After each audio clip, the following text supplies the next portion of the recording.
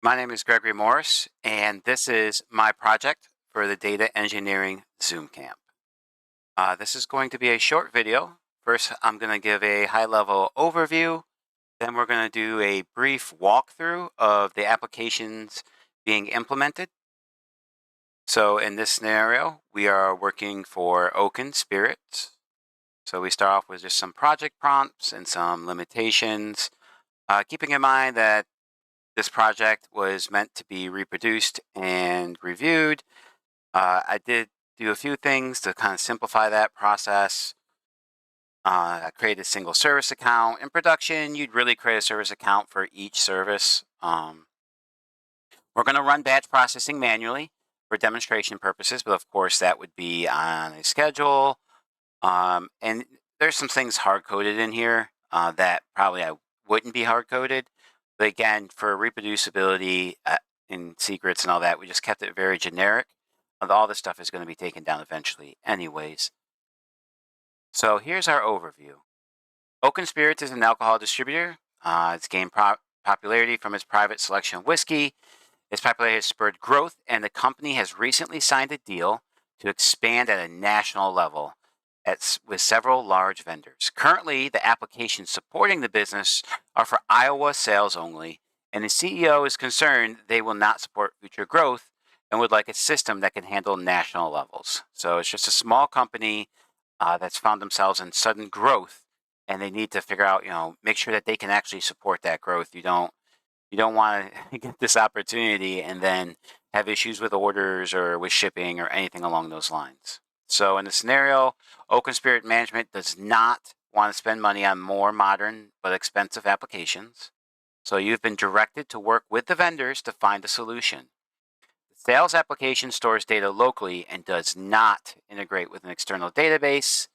Working with the vendors, we can get a JSON message from each application, however, and the shipping and accounting applications will integrate directly with an external database.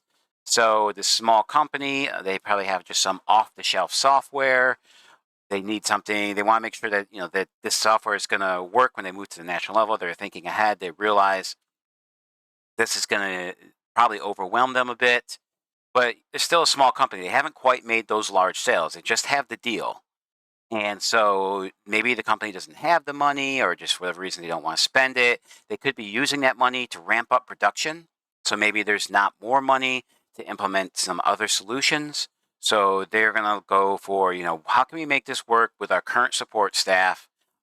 Spending obviously, as few dollars as possible on the implementation. And then, of course, in the future, you come back to look at this and say, all right, now we're making millions, or now we have whatever available.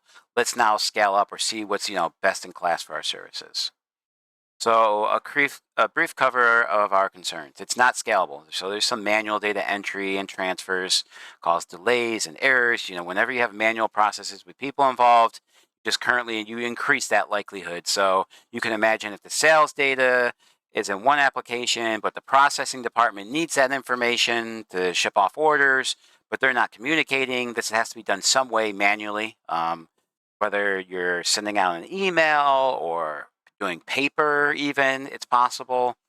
And you can just imagine all the delays and concerns that can come with any of those types of processes.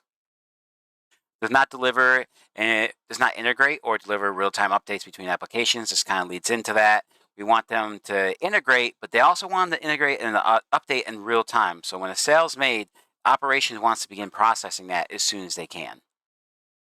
Has data in multiple locations, sometimes duplicated. So if you have some information in the sales application, when you send that paper or email to the operation side, the processing side, then they have to enter that information in their system because it's operating in its own isolated window.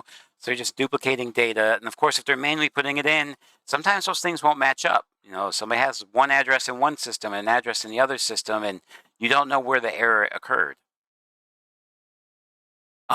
Lacks an analytics solution. So the company realizes, all right, we're moving up, we're getting bigger. We need to be data informed. And with all these different applications, there's no good way to pull it together. And these applications themselves, maybe they don't have any type of analytic solutions either. So So management wants something that can allow them to make better decisions, especially as they're growing. And a desire of this integration option to allow adding or replacing of applications. The company's obviously preparing to grow, and they understand that they're probably going to want to update applications later. And so if we're going to integrate now, let's take into consideration of future-proofing this so that maybe other applications can also pull into the ecosystem. All right, so we're going to create a single database. It's going to be our source of truth. Create a data pipeline that integrates the systems and provides real-time updates. Make sure the system is scalable and provides an analytic solution. We do have a technical design, and in this video, I am not going to sit and read through that, but you are welcome to visit it on the GitHub. And this is, we'll take a click here on my Figma. This is our system design document. So we're going to be simulating the sales application in a notebook. And then we're going to pretend that's a sales application on one server. We're going to use Kafka. Kafka can expand to millions of messages a second, at least 1 million messages a second, I should say. I think I've read somewhere somebody got up to 2 million a second. It's insane. I bet it could do more. But for our purposes, remember, this is just a liquor sales company. This is going to be more than enough for what we can give it. Now, noting that this doesn't integrate directly with MySQL, we've created an API, an application here that will take the information from the Kafka topic. We'll process it and update our MySQL database. We're going to go with MySQL. It's free. It's easy to support. This will then process information. So not only is it a consumer, it's also a producer. It will then process information. Not in the right spot. Fix that. It will then process information to another topic, which is then received by the shipping application for the processing department, which will then update MySQL. And again, it too is a producer and will send information to another topic. And keep in mind, these are obviously not real applications. These are just scripts I've created to simulate that data flow. Then finally, the accounting team will get to update their sales ledger, which will also be kept in the MySQL database. And this is the first half of our integration. Second half will be the analytics solution. So for that, we're going to go with BigQuery. I go over it in the technical document. BigQuery really is the best financial solution, especially for this small company. They're going to stay in the free tier for quite some time. And Google's BigQuery is well known for being great for analytics. So we went with that. We're going to utilize Airbyte. Airbyte is phenomenal about pulling the data from MySQL and processing it to BigQuery. And we're going to orchestrate all of that with Dagster. Dagster is a nice lightweight application, but with enterprise capabilities. So it's going to work for what we're using it now, but it should be able to expand as we get bigger. Once that information's in our warehouse, BigQuery, we're then going to use DBT to transform it. And we can create some tables, some views, or some tables. And as an example, you could do all kinds of things. We can do some machine learning if you want to do maybe some prediction on future sales. If you want to look at maybe how shipping is taking, is there a certain issue or we starting to see certain things take longer than others? But just for demonstration, we're going to do a dashboard in Looker. Looker is also a Google product, so obviously it integrates very well with Google BigQuery. So let's take a look at our applications. So we have Docker, and we have Airbyte. It's up and running. These are our applications. You can see we have 3 Kafka brokers being managed by the Zookeeper. Oaken MySQL, that's our SQL database. We're going to take a look at that in a moment. Shipping process, that's our processor. dbeaver is what I'm using to look at the database. MySQL Kafka processor, this is the API that we created because the sales processing doesn't actually integrate. And then our accounting processor, and those are our applications for the Docker. But of course, we have the invoice. Remember, we have the invoice, which we're demonstrating with a notebook. But obviously, this would be a real application in the real world. We probably don't need this up. So we're just running that in the notebook, and I can go ahead and run that again. Start it all up. Doesn't really matter. This sleep can go back to 1. We processed You'll see I processed a ton of data already, just so we can have stuff for demonstration purposes. But this will start running, start pushing that information. Obviously, I had to clean the data, something I didn't cover in the process, but naturally this data came from Kaggle, not too surprising, and I wanted to clean it up. So definitely wanted to make sure we clarified that. So that's running, and we can go to dbeaver, and you can see I already have the sales table up. There's obviously information. You can see where the shipping information is updating, and I have it processing every second for the application, so it's moving pretty quick. So let's just take a look. Oh, whoops, wrong one. We want to do account, see how many records we have. Are we at 2.2 million? 2.2 million.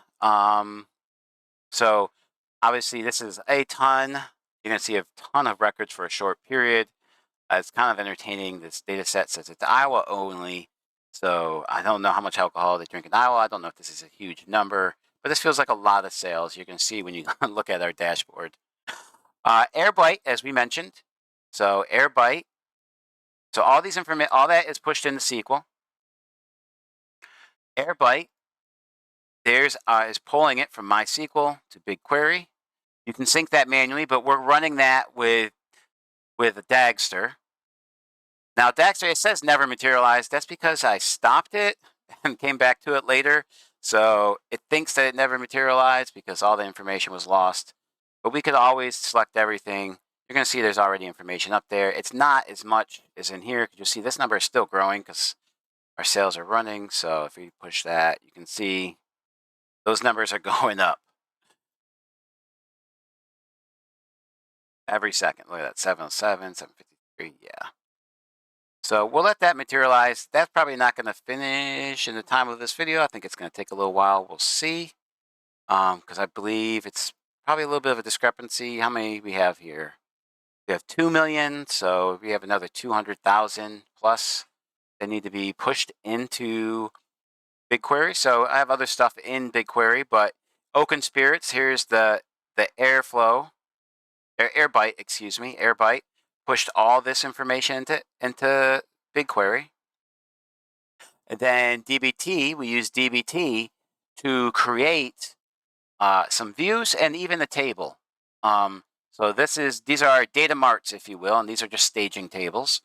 But these are some different views: top 10 categories, top 10 items, sales forecast, something I was going to work on in addition to this project, product popularity. You can imagine these are all things that you might want to know. And this is just like a full sales, just to pull in some information. Let's see, full sales.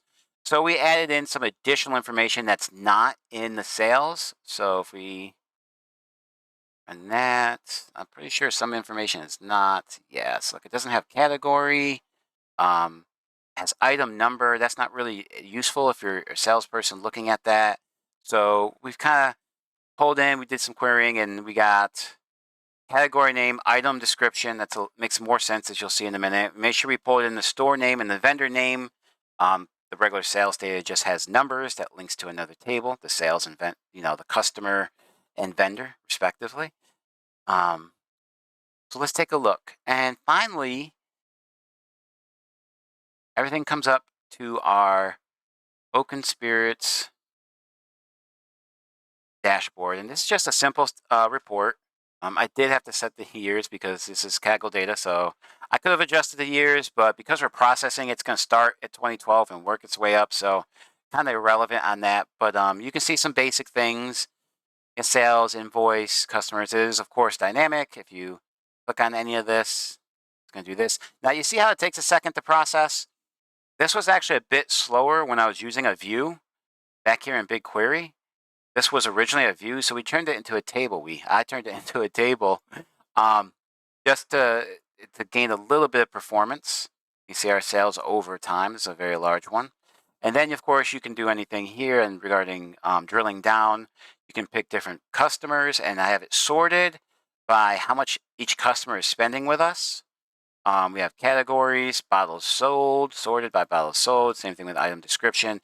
Now, the dashboard, I just built, obviously, to demonstrate an analytics side, but you wouldn't really build a dashboard in a silo, right? So this would be something, this dashboard design would come from a conversation with the end user, whoever is looking at this report. So if this is just management or if it's actually the sales team, what do they want to see? Do they care about bottles sold? Do they care about number of invoices? They would have to make that decision. I've seen sometimes in my experience people with domain knowledge like, oh, well, I know what they want. I know what they need because I used to do that. And the problem sometimes is you're not doing that now, right? So if you're the data engineer and you used to be in alcohol sales, so you're very knowledgeable, that's great for that transition, for that communication, and that's really your superpower. But you have to be a little careful that you're not making assumptions because things change. Maybe you haven't been in the sales role in the last 5 years, and it's a completely different market now. So it's really important when you're designing much of anything that you consider who your stakeholders are, and you have have a conversation with them. Even with the decision on what products we made here, what decisions we made here. This is coming from conversations with management, right? They said, hey, cost is going to be a factor right now. We got to tighten up because we have this national move. And so how can we make this happen? We need it to be scalable, but we also need it to be, affordable because we're still a small company.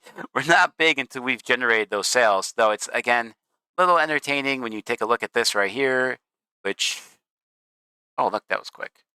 You can go ahead and refresh that data. Let's see, 250. It's taken us, there it goes, jumped up to 272. As you can see, obviously it pulled in the differences of what's being currently processing, which is still processing. We still have that running in the background. It's just growing and growing. I don't know if anybody would call this small. I do have these set to look back. So it's like 1, 2, 3, 4, 5, 6. Yeah, 6 months. So it's just showing 6 months current to past. It's respectable. That's a good bit of money in a little over a year. I don't know if that's a lot for alcohol sales, but okay. Lots of bottles sold. And that's my project. Thank you very much.